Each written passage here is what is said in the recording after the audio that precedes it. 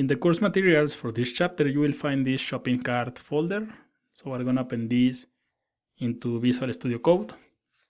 Open the index and right click to open this with Live Server. Open again. And this is going to be the same project that we already worked in the previous videos. This Udemy clone.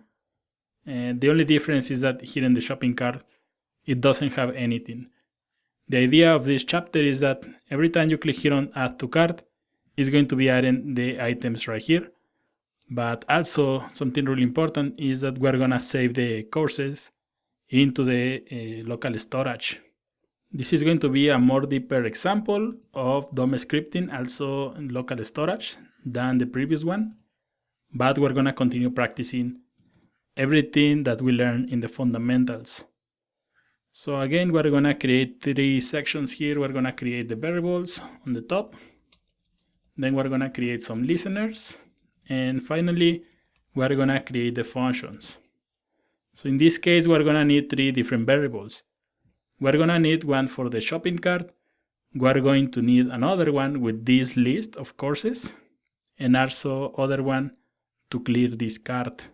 So first we're gonna start with the section. For example, if I open the index, if you scroll a little, you can see that we have this courses list. This is the wrapper with all the courses. So we're gonna create a variable right here. Cons, we're gonna call this one courses.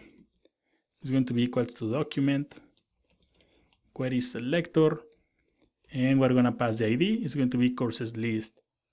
Then we're gonna create the event listeners. So we're gonna call this one load event listeners. Of course, remember you can name this wherever you want. Then we need to create this function. So load event listeners.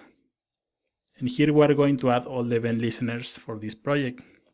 So first we're gonna, when a new course is added, it's going to be like courses dot add event listeners. So we're gonna use delegation again. Click. And it's going to run a function called by course. So we need to create this function.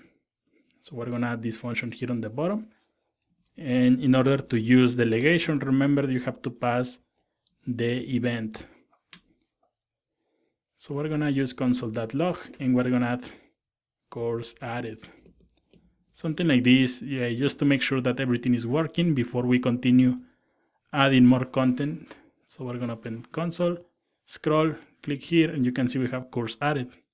So the variables are working just fine in the functions. So I'm gonna remove this, and we're gonna add a comment right here that says use delegation to find the course that was added into the shopping cart.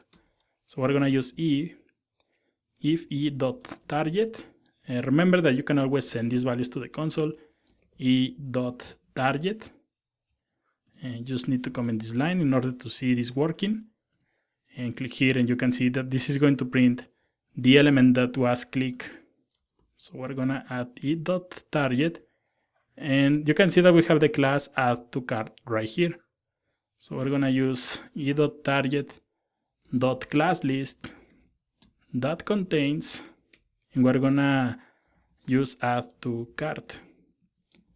So we're gonna add console.log added, something like this, something simple just to test that everything is working.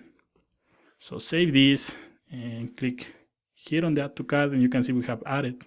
If you want to remove this, for example, this jump, you can see here, you can add, remember, a.prevent default, because this is going to be the standard behavior in the browser. When you have a link and you click, it will try to open the link. And you can see if we add prevent default, we prevent that jump that we saw in the just a little. So we're gonna make something else before we finish this video. We're gonna read the course values.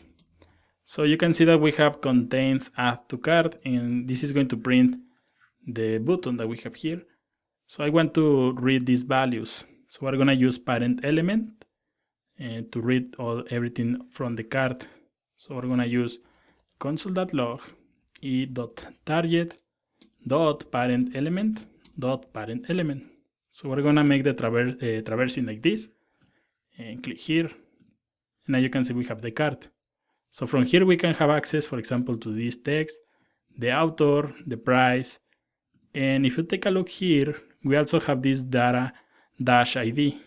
So each of these courses has a different ID.